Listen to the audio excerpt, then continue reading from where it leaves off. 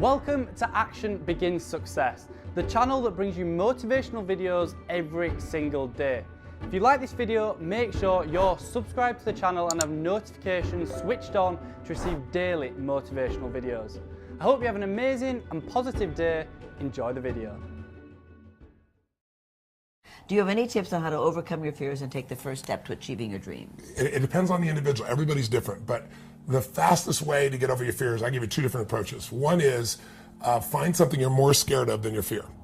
Because some people are afraid of public speaking or afraid of doing anything, but they're more afraid of disappointing their children. You know, they're more afraid of missing out on the opportunity. They're more afraid of not living the life they want.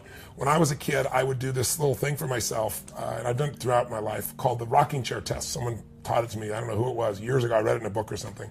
And it was the idea that if you're trying to find out whether you're going to do something or not, and you're scared to death, imagine you're 80 years old and you didn't do it. You're rocking chair. And how do you feel? And if it doesn't bother you, then don't do it. Right. But if you think like skydiving, or, you know, I'm a helicopter pilot, you know, I don't have time, I have energy, but if I thought at 80 years old I could have been flying and taking people down on the water and doing all this crazy, and I missed out on that. That's a good thing. You know, so you can either find, you know, what it'd be like to miss out on your dream, or what's something you're more afraid of than your fear, or we'll all break through our fears when we want something bad enough. Right? You know, it's like, I don't care what it is. I saw a man the other day, I've known him for years, and he lost 80 pounds and he's in his 70s.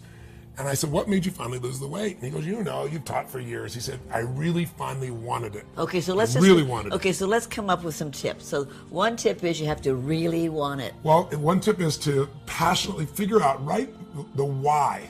I believe that reasons come first, answers come second. If you get a strong enough why, you can figure out how to do anything. Right. But it's a why that's going to drive you. So I'd sit down and say, why is this a must for me, not a should?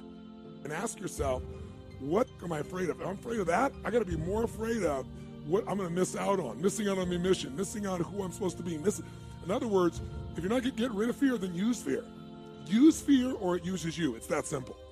So you got to say, okay, what's the price if I just stay doing this? What's the price? What I need to really get scared if I learn all this and I don't follow through. That's something to be scared about. And then that fear will get you over your fear. It'll push you through. Turn fear on itself. Second way you can do it is use what you've probably heard me say, because I've used it since I was 17, is my little rocking chair test, right? I'm gonna sit myself in my rocking chair, and I'm 85 years old, I'm looking back on my life, and I say, I didn't do this, or I did. Why does somebody, you know, get that fat where they're out of control and they hate themselves, but then they go have another piece of chocolate? Or, you know, why does the person who's the doctor just told them they have cancer, lung cancer, and said you've got to stop smoking, and some studies show 70% of people keep on smoking. So you're not talking about a minor issue here, right? It's part of life. But there is an answer, because there are people that do follow through, and there are people that never did before, and then they've never followed through in their life, and now finally they break through. And that's what I try to focus on, is what those people do. What do these people need to get started? Why aren't they starting? We all know the answer is fear. But the difference with you guys or me or anybody who's followed through is we're more afraid of what life would be like if we don't follow through than the person who's willing to settle for what they got and kind of hope it'll change and maybe purchase something for the moment and then not follow through on it. It's almost like people, overachievers, have a little more fear. They're a little more afraid of missing out. They're afraid of not being there, or they got a strong enough reason to follow through. So I'd say, if you're looking at home, you want to give somebody some value, go, where do I start? I'm sick of this. That's a damn good place. So, because guess what? What makes people excited is progress.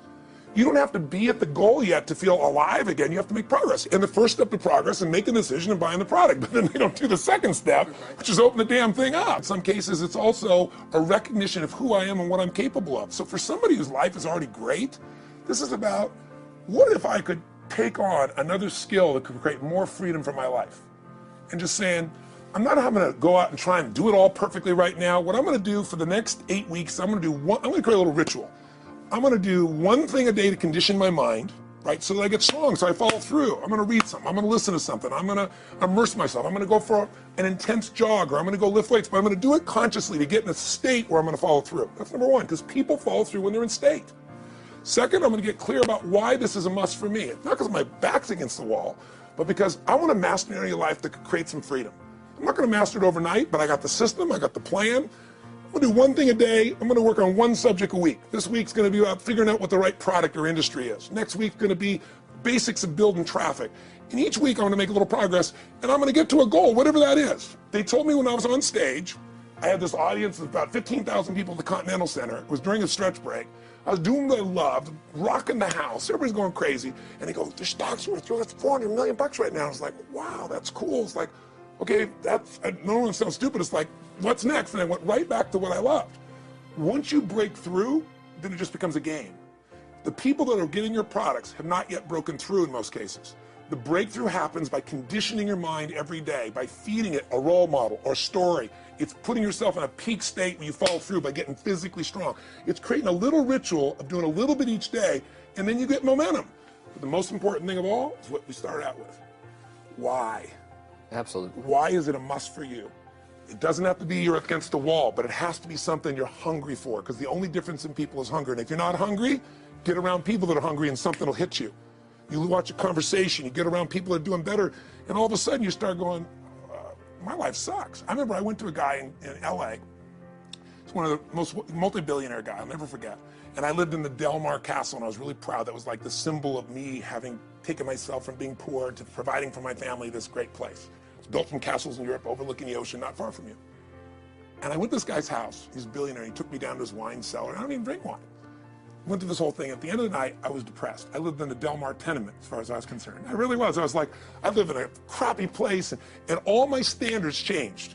All of a sudden, I wasn't willing to settle for living that. All of a sudden, my back was to the wall in a different way, because as a man, I knew I was capable of more. So people can change their standard by getting around where it's better. People can change their standard by getting associated with what's true, like the bills they got to solve, the problems they got to do it. Or they can do it because they're excited, because it's something new they want to take on. Everyone's different, but they got to find the why, and they got to come up with some daily rituals to get them going, and just do a step at a time. That's where you get momentum. Awesome. That is awesome. So, think about what's the holy grail between somebody taking action or not. It's one word: certainty. When somebody is absolutely certain, the common word is believe, right? But you can believe at a general level, or you can believe with certain. When you're absolutely certain that if I do this, it's going to get that result, and that result's going to change my life, you'll do it. When you think it absolutely is not going to work, you're never going to do it. The middle no man's land of maybe it'll work, maybe it won't, that's the piece that kills people, right? So if it's a must for you, you got to make it work, right? In our case, right? That's an example. If it's not a must for you and you're not sure, you don't know what to do. So years ago, I'd look around and say, okay, how do people get themselves to follow through that haven't been following through? What's the difference? And I started interviewing hundreds of people, literally, and eventually thousands, because I had thousands of my events. So I'd ask the group to give me their feedback. And I came up with this model. It's like the holy grail of belief, or the holy grail of momentum. It's like the difference between what makes the rich get richer and the poor get poor, right? And the difference we all know is mindset, but like, how's that built? So this is what I did. I created stupid little 4 little boxes, and I'll scribble it here for you. You think about the first thing that determines whether you can do something or not, and I put that in this first box at the top here on the left side, and it's potential. Like, what's the potential of a human being? Like, when you guys started, you proved something no one had done in history. You ran the 4-minute mile, right? For golly knows how many centuries, they're trying to run a 4-minute mile. Roger Bannister does it. How did he do it? Do you remember? You did it in this industry, right? You made $1 million in a day. No one had ever done that in history, right? After you did it, a bunch of other guys are doing it because it became possible. Roger Bannister didn't just go physically practice. He made a shift in his head. He practiced in his head because he could never achieve it physically, so he had to change in his head first so that the result became certain enough he believed it, and then his body got him through. After Roger Bannister ran that 4-minute mile, within 2 years, 37 people ran a 4-minute mile. Wow. When no one in history had ever done it. Now here's how it works. The potential for anybody getting your product is extraordinary. They can do what you've done as much, more or less. They can do whatever they want to do. The potential's there. The market's proven that. Whether or not they tap into potential has a lot to do with what action they take, which is the question you came to me with, right? Like, God, they all have potential, but they're not taking action. And we all know that the action they take is going to determine the results they get. That's pretty obvious. So most people have a belief about what their real potential is no matter what you tell them. And that affects how much action they take. And of course that affects the result. And then ironically, that result reinforces their belief. And then that belief affects it. So I'll give you an example. Let's say a person has unlimited potential, we all agree. But they take little action, little results. Why? Because they have to start with a problem with their belief. They don't believe it's really going to happen for me. Maybe for Frank Kearns because he's got the cool hair and stuff, or maybe it's for you because you're so driven, but it's not me. Maybe Tony Robbins because he's a freak, got these big teeth. Whatever their thought process is, right? They got this thing, right? But what happens is, if you believe that there's very little potential, how much action are you going to take? Nothing, little. And when you take little potential with a little action, what kind of results do you get? Lousy little results. And when you get little results, what does that do to your belief? You go, see, I told you this was a waste of time, told you this wouldn't work. And then what happens? You tap even less potential, you take even less action, you get even worse results, and your belief gets even weaker. And this sucker feeds on itself until you are in the downward spiral. It's poisonous. It's poisonous and it's self-fulfilling. Now, what if something could happen that could come along and fill you with a sense of absolute certainty? Not like I believe, but mean where you know. In you guys' case, mine as well, we knew because we had to. Because we burned the boats. There was no other option. We had to find a way. We weren't going to live that way. We all did it in different ways and for different reasons, but in essence, that was it. If you get yourself in a state of certainty that this is going to work, I'm going to find the way, and if this doesn't work, I will make the way, then you tap a lot more potential. And when you're certain in your potential, you take massive action. When you take massive action, you really believe in something, you get great results. When you get great results, your brain goes, see, I told you I was a stud. I told you this thing would work out. Now you're even stronger. You tap more potential, take greater action, greater results. That's how you went from $300 in a week to $2,500 in 5 days to $100,000 in a month to $1 million in a day. Same thing with you. And we get momentum. That's why the rich get richer and the poor get poorer. Now some people go out and they go, well, I'm going to take a bunch of action. All right, I'm going to open this product. I'm going to try it. And they'll say to you, I even did it. But it's like a salesman who goes and knocks on the door, and he knocks on 100 doors and says, you don't want one of these, do you? yeah, exactly right. You know? And even if he doesn't say it verbally, his face says it because he doesn't believe it's going to work. So his voice, his body, the execution is so weak. Maybe if he talks to 100 people, somebody's going to buy out of pity. They don't want his kids to starve, right? But he's not going to get the result. So the core difference in people is, how do you produce certainty when the world isn't giving it to you? You go out and you try and you try. In your case, you're 100,000 in debt and nothing's working. How do you keep yourself going? The way you did it, the way I did it, the way you're doing it, we may not have done it consciously, is we didn't change our potential. That was there. And it wasn't even taking more action.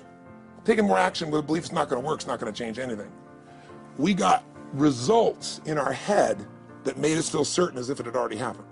Now here's the difference. The potential was there the first time, and you took action, and you got a result. But it was 50% less than what you did later on, and the only difference is they changed your belief. How did I change your belief? We didn't work harder on your potential. We didn't take more action. I got you to see the result in advance. I got to see it vividly 2 or 3 times. That's all. Of going further, and then your brain went, oh, I know what to do. Boom, it went there.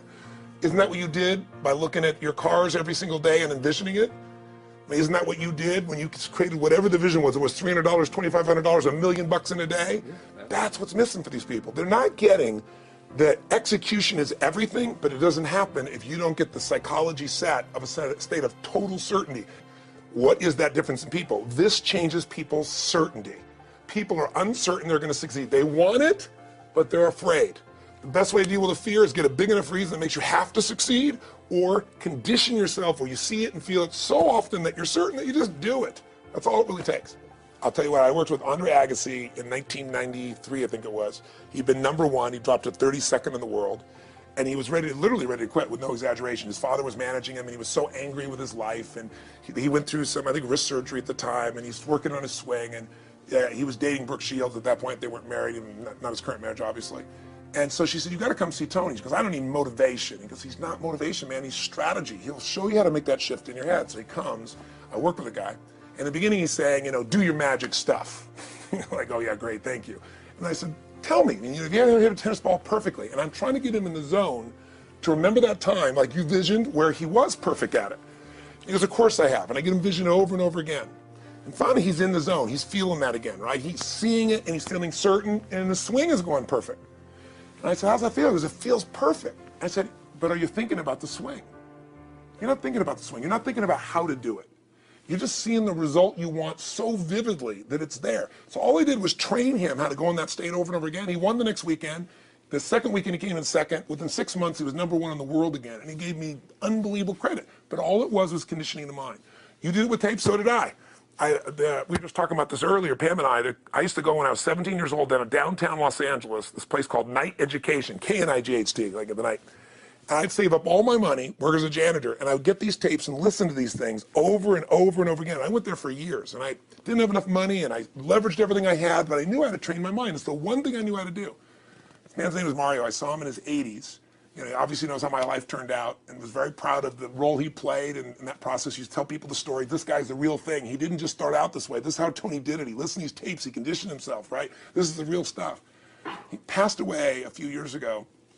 I'm calling his house, and he passed away, and his daughter was there, and she wanted to share with me that how I touched his life and so forth. But the best thing was, I thought, you know what? I want to get those tapes. I want to get that stuff that conditioned you. I want to go back to that moment like you did of, you know, that moment was visualizing, now I'm living it.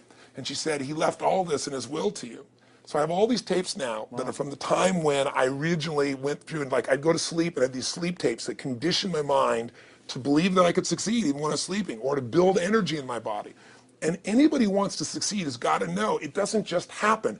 You can buy a product, but you also, with that product, have got to condition yourself. You got to make it a must, and you got to get a ritual. And if you do it, whatever you used to dream about you thought was so huge, you'll just live it. You'll live it like you lived this yesterday. Like we're all living the life that we envisioned because we had to, and because we played this game with our head. We got the belief to be real by seeing it enough times and feel it enough times till our brain believed it, and then it made it happen. Which raised the potential, which made us take more action, which got us better results, which raised our beliefs again. That's right. And then that's why the rich get richer and the poor get poorer. So instead of bitching about it, change it.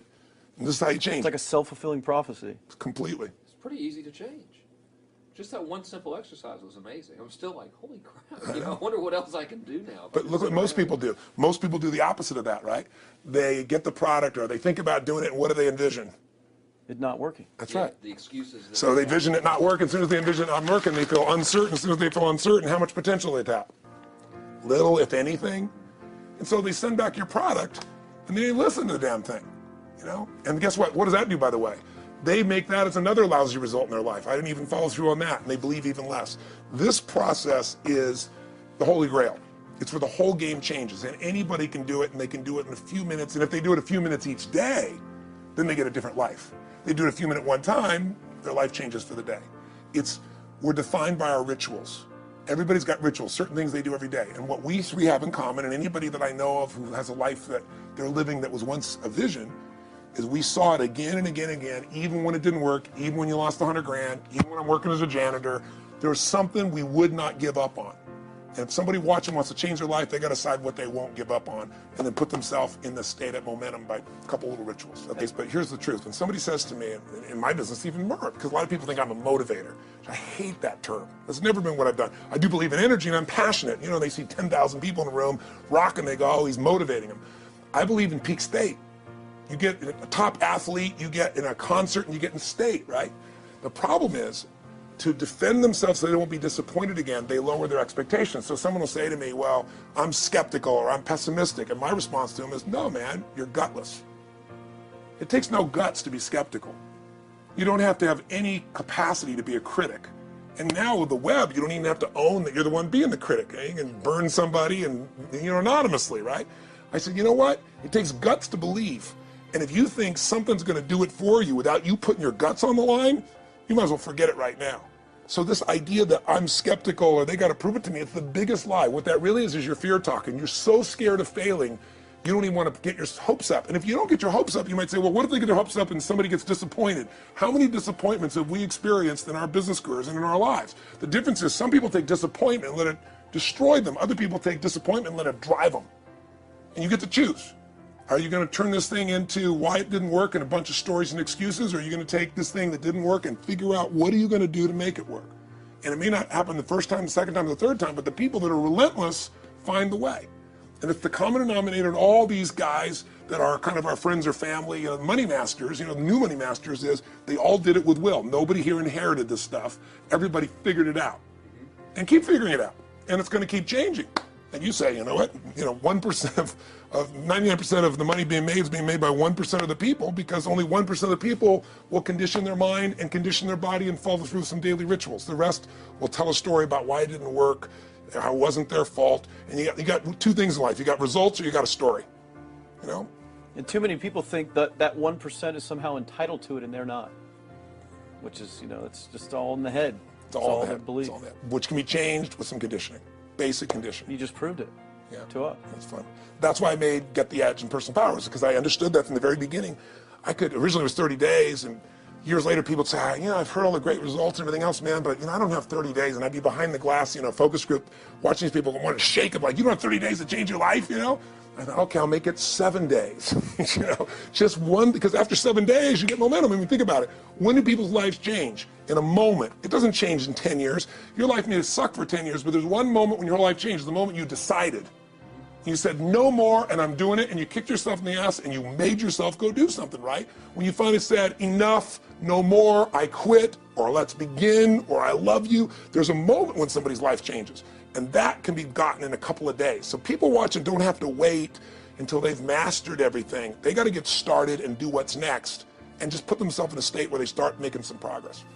There it is. I think that's the answer that can help solve that problem with a lot of people. They'll just pay attention to it and do it. The bottom line is, all three of us and some of the people that we consider as family that are part of this process, we've all done well. We don't need to do this stuff. We're able to do the stuff because underneath it all, people can see in your eyes, Frank, when you talk about $2,500 you made that day and the joy, right? Or you talking about not willing to settle, and just, I don't care what they say. They tell me I'm going to sit here and I should lower my expectations. I'm going to be driving my car in here and they're going to be delivering a video to me. There's something inside of every human being that will make it click. That'll make it so that today is not like yesterday and tomorrow will be different forever. And that process is an emotional hook. And what I hope is people watching this stuff, maybe something in here will piss them off enough or remind them of something or say there is a plan and it isn't just luck. And if I just get my big enough why and I get a little system for conditioning myself, and if I start to feel overwhelmed, I just do one next step. And I keep learning and keep moving forward, I will get there. If we accomplish that out of this conversation, then this conversation was kick-ass and fun, not just for us, but it'll be something that we'll be really proud of a long time. Whether that happens or not really has nothing to do with us, but whether or not people take it in as real and do something with it. I hope they will. Thanks for watching this Tony Robbins motivational video. Down in the description below, I've listed my top 3 Tony Robbins books, so make sure to check them out. It'd mean the absolute world to me if you could like this video, and if you have any questions or comments, drop them just below. If you want to see our most recent video, click here, or for a totally random video, click here. Once again, thanks for watching, and I'll see you in the next one.